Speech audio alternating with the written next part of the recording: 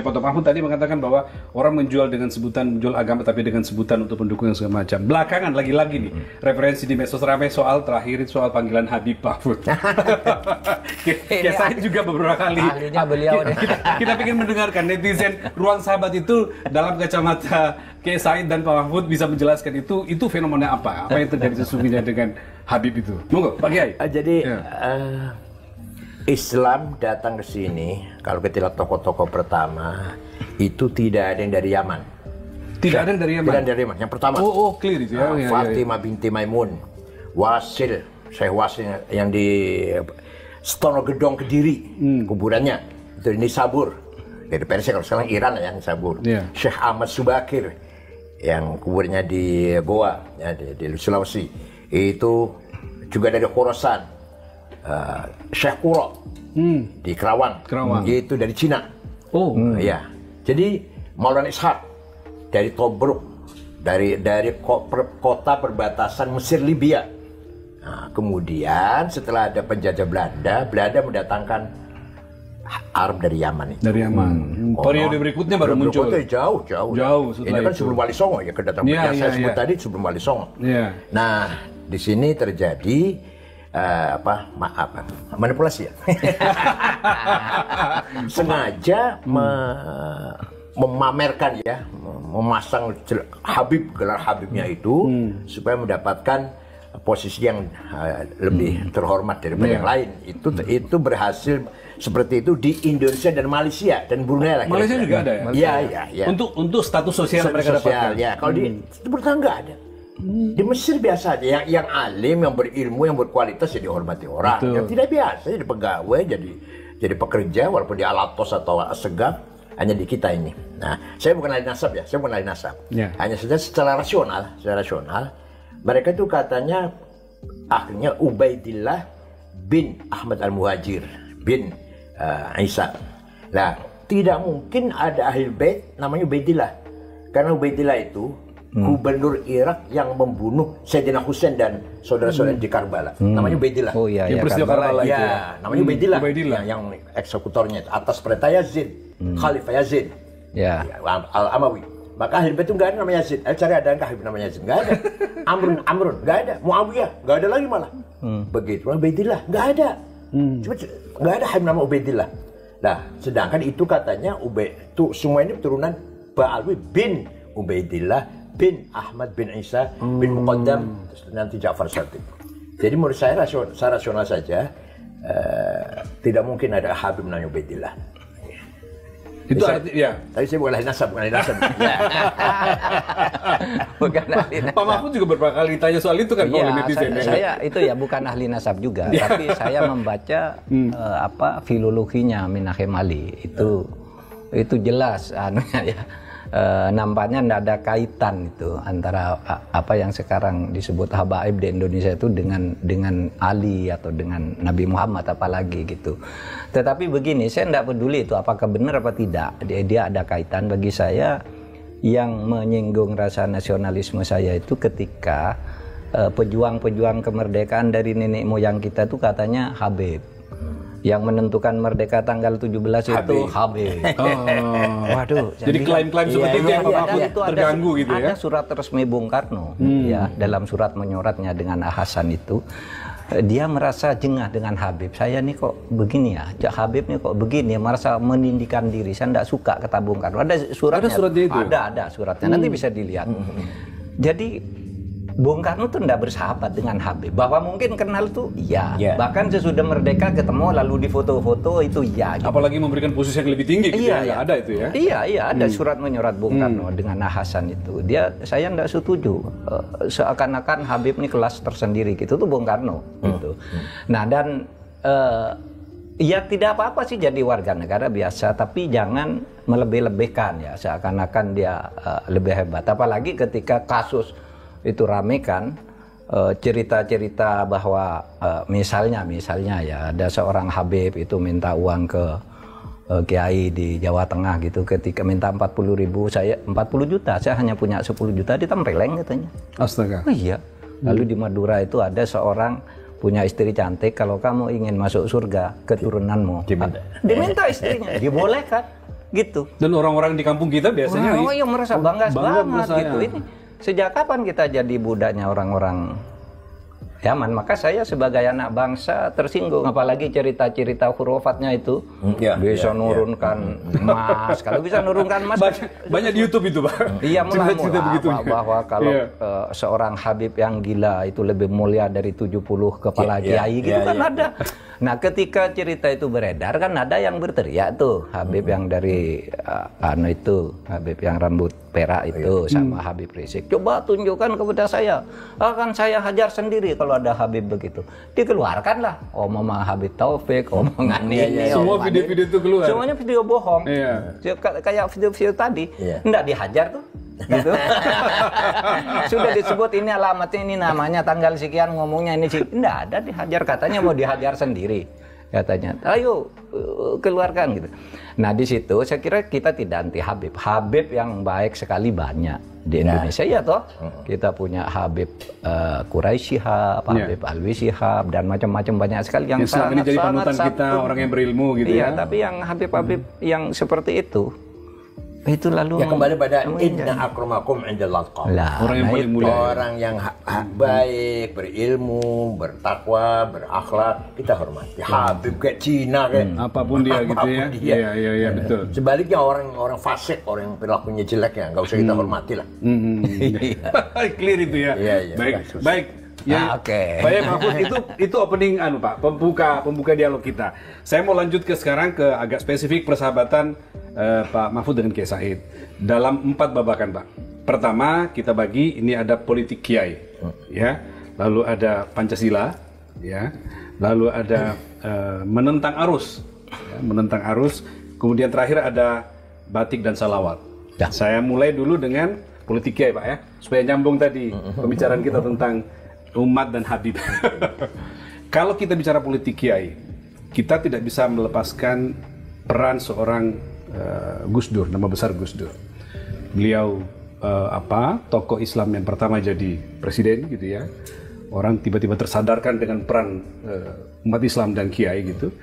Dan menurut bacaan kami, Pak Mahfud dan Pak Kiai Said ini titik temunya itu di Gus Dur gitu ya. Dua-duanya orang yang lahir dari upaya perjuangan Gus Dur di NU maupun di Indonesia. Nah, menurut Pak Yai, sebelum ke Pak Mahfud, apa yang paling terasa yang didapatkan pengaruh Gus Dur terhadap pemikiran dan sikap-sikap Kiai Said selama ini? Sebelum menjawabnya langsung peran Gus Dur, jadi dulu Islam dimulai dari pantai utara. Sampai berdirilah kerajaan pertama Islam Demak. Di situ dikatakan santri, yang orang yang ikut Demak dicap menjadi santri. Namanya menjadi nama Arab. Malah pakai tahun Hijriah, Demak itu. Nah, tidak lama Raja Fatah meninggal dunia, Adipati Yunus melawan Portugis gugur di laut. Sultan Trenggono, kemudian Joko Tingkir dirayu oleh iparnya tunggal menantu ya, sama-sama menantunya Sultan Trenggono, yaitu Sutowijoyo. Kalau Joko Tingkir Hadiwijoyo. Untuk menyelamatkan kerajaan Islam, kita pindahkan ke selatan, menjauhi pantai, menjauhi laut. Itu Pajang sekarang Sukoharjo. Pajang. Ya, Sukoharjo ya. Baru pindah, ternyata ada agenda yang lebih dalam daripada sekedar pindah kerajaan. Ternyata Joko Tingkir dikudeta, Joko Tingkir lari ke Gunung Dieng, berguru pada seorang Syekh Abdullah Qutbuddin, Syekh Tarekat Al-Qadiriyah. Ternyata Sutowijoyo punya agenda besar, menjawakan Islam. Kalau Demak kan menislamkan Jawa. Maka begitu pindah ke Pajang, tahun berubah menjadi tahun apa? Soko. Tahun Soko. Tahun Saka ya, tahun Soko ya. Nama-nama juga tidak perlu nama Abdullah. Tidak perlu, sudah tetap nama-nama Jawa. Tetap tahun Soko ya. Iya. Sampai kira-kira dikasih aja ya. Panembahan Senopati mendirikan Kerajaan Mataram Jogja. Di situ terjadi ketegangan. Apalagi Amangkurat pertama dalam sejarah kan pernah membantai kiai dan santri kurang lebih 6.000 di alun-alun itu. Terjadi ketegangan antara santri dan non santri. Non santri. Nah, sosok seperti Gus Dur lah yang bisa minimal merekatkan antara kelompok santri dan kelompok yang non santri itu. Bahkan Gus Dur mengatakan itu salah. Itu kan yang membagi abangannya saya siapa namanya? Ya, Clifford Geertz. Ya, betul. Ya, Clifford Geertz. Jadi Islam di Jawa itu ada santri, ada non santri. Kalau Gus Dur enggak, semuanya Islam. Dari Abdul Wahid, Khalis Majid, Amir Rais sampai Permadi itu katanya Islam semua kata Gus Dur. Apa itu artinya? Gus Dur punya gagasan ingin Islam di Nusantara punya tipologi sendiri. Tidak seperti di Timur Tengah atau Islam Arab yang mudah sekali mengadu domba, mengadu antara Islam dan budaya, teologi dan budaya. Ini pemikiran Gus Dur. Iya. Saya pahamnya itu Gus Dur yang menjadi penengah, jadi perekat pertemuan antara santri dan yang non santri tadi. Oleh Gus Dur semuanya sama, Islam semuanya lah. Nah, maka Gus Dur sering punya teologi membumikan Islam. Islam. Nah, saya tahun 2015 punya ide Islam Nusantara. Islam Nusantara adalah Islam yang dibangun di atas budaya. Budayanya lestari, Islamnya jadi kuat. Itu luar biasa itu. Luar biasa. Dan itu juga terrefleksi dari gagasan Gus Dur yang jauh sebelumnya gitu ya. Iya, saya terpengaruh. Jelas pengaruhnya. Gus Dur mengatakan membumikan Islam. Kalau saya Islam Nusantara. Ternyata beberapa hal yang sangat-sangat positif kita miliki Nusantara ini yang tidak dimiliki oleh orang-orang Timur Tengah. Sehingga di kita ini seorang ulama seperti Hasyim Asy'ari, ya ulama, ya pahlawan nasional. Begitu pula kiai-kiai yang lain ya, atau Kiai Wahid Hasyim atau Idham Khalid. Sedangkan di Timur Tengah yang ulama saja hanya bicara Islam, yang nasionalis saja. Jamal Nasir, Hafidh Hasan, Saddam Hussein. Di sini kita Hasyim Asy'ari, ya ulama, ya nasionalis. Ya sekaligus jadi nasionalis. Di Timur Tengah tidak ada itu. Kenapa? Kan di sini sudah selesai. Selesai antara teologi dan budaya. Teologi dan politik kebangsaan sudah selesai itu. Di Timur Tengah belum selesai. Timur Tengah masih menolak nasionalisme. Kenapa? Karena nasionalisme di Timur Tengah betul-betul datang dari Ernest Renan. Kemudian dipahami oleh Michel Aflaq. Membentuk partai Ba'ath. Sehingga nasionalisme betul-betul sekuler, sosialis. Sedangkan nasionalis kita tidak. Kiai Hasyim Asy'ari bukan dari Ernest Renan, bukan dari Michel Aflaq, Kiai Hasyim Asy'ari. Artinya dari sisi itu kita lebih maju ya? Iya, lebih maju. Ya. Sehingga nasionalisme kita tidak sekuler, tidak. Coba, hubbul watani iman itu tidak ada ulama Timur Tengah yang punya jargon itu. Hubbul iman. Karena kita nasionalisme bagian dari iman. Anda nasionalis harus bertuhan, Anda bertuhan harus nasionalis. Man mata li ajli watani mata syahidan. Barang siapa mati demi tanah airnya syahid. Ya. Coba sampai segitunya. Di Timur nggak ada itu ulama itu. Ngomong itu nggak ada. Sehingga di Timur Tengah sampai sekarang belum selesai. Urusan itu. Antara semangat nasionalis dan semangat ghirah diniyah, semangat perjuangan agama itu. Itu pemahaman saya itu dipahami dari Gus Dur ketika ingin menyatukan antara santri dan yang bukan santri, melanjutkan gagasan Hasyim Asy'ari dan seterusnya. Pak Mahfud? Ya sama. Jadi 2 pekan lalu saya menulis menulis sebuah pengantar untuk pidato pengukuhan besar Profesor Sofiullah di UIN Sunan Kalijaga tentang tafsir Mu'asyiroh, mempertemukan filsafat Islam dan fikih gitu. Nah, saya memberi judul begini, kita ini kalau di Indonesia harus mengindonesiakan Islam, bukan mengislamkan Indonesia. Meskipun substansinya hampir sama, tetapi pesannya beda. Kalau mengindonesiakan Islam itu artinya membawa Islam ke relung-relung budaya bangsa. Sehingga Islam itu cocok dengan budaya seperti yang didalilkan di dalam kaidah-kaidah kita bahwa ya hukum itu bisa berubah kalau budayanya lain, kalau waktunya lain, tempatnya lain gitu ya. Al-adatu muhakkamah. Al-adatu muhakkamah. Bisa berubah kan? Sesuai kebutuhan budaya. Jangan lebih damai seperti yang dilakukan oleh Gus Dur, membumikan Islam, mengindonesiakan Islam, nusantarakan Islam gitu kan. Islam Nusantara itu kan budaya dan tidak ada tafsir tunggal ya tentang dalil agama, dalil yang sama. Qot'inya sama, itu tafsirannya di dalam bentuk hukum berbeda dari waktu ke waktu. Oleh sebab itu misalnya orang, kamu jangan makan riba, itu kan dalilnya sama.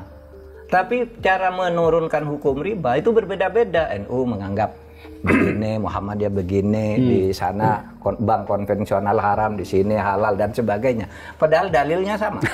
Nah itulah sebabnya lagi kebutuhan budaya itu, ya kebutuhan budaya sejauh tidak melanggar prinsip-prinsip, menurut saya ya bagus. Makanya Islam di Indonesia ini damai. Cuma itu saja sering dipolitisir seperti itu tadi.